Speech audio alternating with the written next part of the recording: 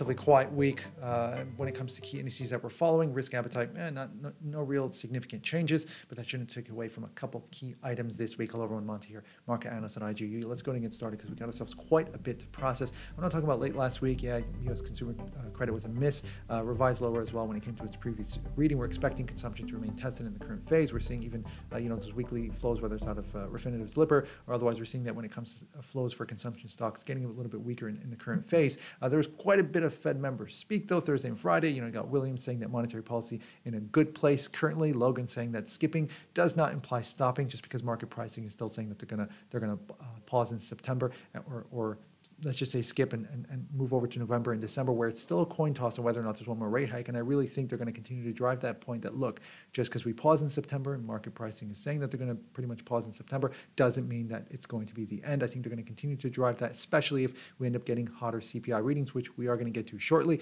And then Goolsby saying that it's not a guarantee that they're going to be able to avoid a recession while tackling inflation. But speaking of inflation, let's go ahead and get to the key event out of the U.S., which is going to be this Wednesday, U.S. CPI, Consumer Price Index. The readings for July, month-on-month growth, both headline and core, 0.2%. The year-on-year came down to it's down at 3.2%, which is much closer to the Fed's target, still above, but much closer. And core year-on-year CPI continuing to creep lower, but so far still stickier and at 4.7%. Expectations for August, we're looking at month-on-month growth, which is going to be significantly higher, 0.5%. But we are seeing estimates go as high as, when it comes to the Cleveland Fed's nowcast, I know they're a bit on the upper end, feels like they're putting a little bit of a premium, but just to help us not get shocked, looking at 0.79. So if you're rounding up, 0.8% month-on-month growth. Year-on-year CPI is going to rise from 3.2 to 3.6, and then you got core. It's going to stay at 0.2%, but its year-on-year reading dropping to.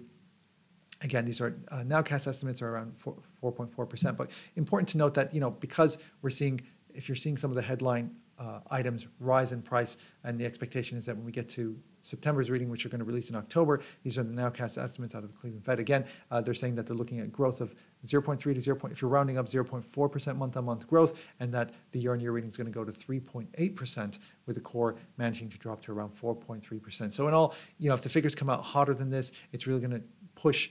And I think that even if September there's going to be no change, even if there's going to be no change in terms of interest rates out of the Fed in September, it's going to definitely change where the November and December probabilities are going to be at. So they're definitely going to, if they're currently really close to a coin toss on getting another rate hike, you can probably expect that they're going to start pricing in a coin toss and then pricing in a rate hike and then pushing out the first rate cut instead of May, to June, pushing it out towards July instead. So that's the expectation in terms of what could happen in terms of, when it comes to U.S. CPI and for risk appetite in general, and how the Fed's going to respond accordingly. There's going to be some more pricing data. You got producer prices where month-on-month growth is expected, both a headline and core. Trade pricing data where month-on-month growth, but year-on-year, you have such heavy negative prints that they're probably still going to be a negative reading, even if it does increase from what we saw before. And then you got U of M's inflation expectations from the consumer. The 12-month was at 3.3%, the 5-year at 3%. Hopes are that at least it can stick there, though, if you're seeing energy prices and moving higher, then it might be a situation where they might then revise those. These are preliminary readings for them that are going to release on Friday.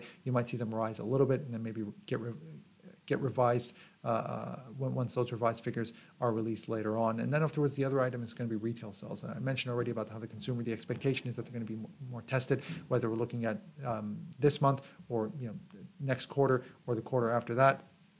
These aren't inflation adjusted. So when they say 0.2% month-on-month growth, well, if the price of these items are going up more than 0.2%, doesn't that mean that overall, in terms of volumes, consumption is down? And that's sort of the picture that we're expected to see. Removing autos, of course, going to increase 0.4%. Globally, though, out of the UK, you got labor data on Tuesday, GDP and a whole lot more on Wednesday. China, we did get CPI emerging from contraction year on year over the weekend. Producer prices still negative, but rising from negative 4.4% wasn't up to negative 3%. You got money and lending data tomorrow. You got retail sales and a whole lot more available on Friday. And then Australia, you got labor data that's going to be on Thursday for those of you trading the Australian dollar. And the other key item, US CPI is a significant one. The other one, when it comes to central bank decisions, along with the FX majors, you got the European Central Bank this Thursday. Now, it's really been a case of a tussle, market pricing courtesy of Refinitiv, but it's been a tussle between holding at a deposit rate 3.75% or 25 basis point rate hike. It's not a matter of whether or not they'll get another hike later on, in the remaining meetings that they have this year, but it's been a matter of, are they going to hike it now? Are they going to take it up another 25 basis points, or are they going to hold? Here's the thing: I do think they're going to raise it, but if they do hold for whatever reason, a pause, they're going to really try to push this to the markets, that a pause does not mean that it's the end. So there's going to be a pushback against what the market is pricing, because if they do hold here and the expectation that the data is going to continue to worsen, even if, CPI is still well above target, even if it does drop over the next couple of months, the headline or core. But the idea is that, I'm talking, of course, the year on year, not the month on month, because month on month we're expecting growth. But the thing is that if they do pause and the data continues to worsen, data other than pricing, then the market might start to push, market might say, okay, then we're at the peak, and they're really going to push back against that. I do think we're going to see that from a lot of central banks, that if inflation does remain hot, they're going to try and push back and say, okay, let's keep the door open on another rate hike. Let's not try and close that door, so that at least the market won't be shocked when there is going to be a rate hike. And there might be a case where someone might say, okay, maybe they'll hold, but it'll be a very hawkish hold, or they'll hold on rates, but then they might have some changes or some sort of acceleration when it comes to asset purchasing or outright asset selling. But whatever the case may be, I do think that if they do hold here, it's going to be very difficult for them to then push back and say, okay, there's going to be a hike afterwards as the data is deteriorating in the Eurozone. And this is the reason why I'm kind of tilting towards saying that there might be a hike, but then again, that's why the market's in the middle. And that's the reason why there's a significant chance that you could see significant moves when it comes to the Euro, just because it's 50-50, could go either way. So that's when it comes to that. There was one item. I will go have a separate video when it comes to Euro USD as well as sentiment. So be on the lookout for that. But what I want to do is I want to pull up USD JPY on IG's trading platform. And that's because of what happened with the Bank of Japan's Ueda, his comments taking USD JPY significantly lower. Technicals have been a bit tricky in this phase. And what I'm going to do is I'm going to pull up this week's weekly market report. And we're going to go ahead and click on USD JPY. By the way, all the stuff that we mentioned here, it's available. You can find it on the week ahead, the stuff that I talked about, as well as a whole lot more. But I'm going to click on USD/JPY, and it's been an overview, both on the weekly and daily, that what I could call consolidation volatile, averaging back to some extent.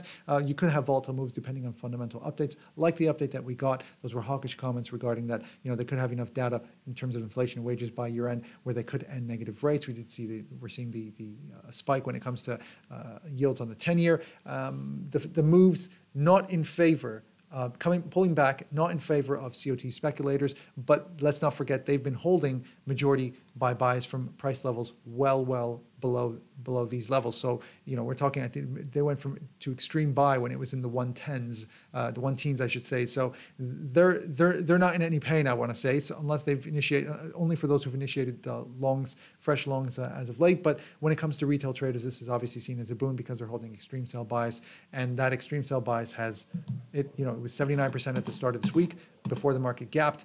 And we're just going to go ahead and click on client sentiment over here, and you can see that so far it has dropped to 75%. So that's seen as they're obviously going to need much more than that, just because they've been initiating. I'm going to go ahead and take it back to the report, but you can see that where they were trying to initiate, they were that's the blue dotted line. That's the percent long retail buys, looking at the left axis. So, when we had this pullback, they were able to get out, but then as price went up all the way to 147, then into the 147s, you saw them once again, longs getting tightened, getting out, shorts initiating, and we got into extreme sell buys. So a very, very tiny minority that were holding long buys. So that's about it from our end. I want to thank you guys so much for watching. Good luck out there, and happy ticks.